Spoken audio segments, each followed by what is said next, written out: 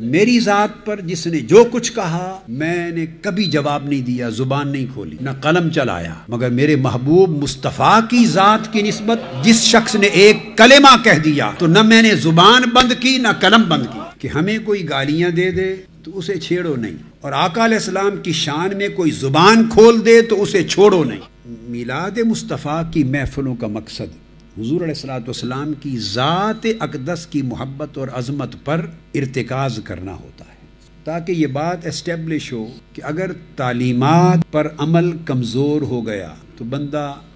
ناقص الایمان ہو جاتا ہے، لیکن حضور علیہ السلام کی محبت اگر اس کے دل سے خارج ہو گئی، حضور کی ذات سے کٹ گیا، حضور کی محبت سے فارغ ہو گیا، تو وہ شخص ناقص الایمان نہیں ہوگا